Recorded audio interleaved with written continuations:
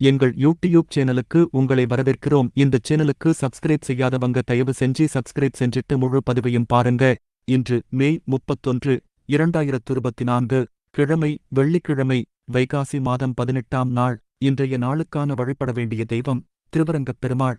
நல்ல நேரம் காலை 9 மணி முதல் 10 மணி வரை, மாலை 4 மணி 30 நிமிடம் முதல் 5 மணி 30 நிமிடம் வரை.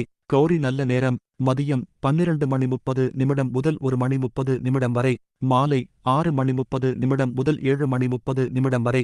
ராகு காலம் காலை 10 மணி 30 நிமிடம் முதல் 12 மணி வரை.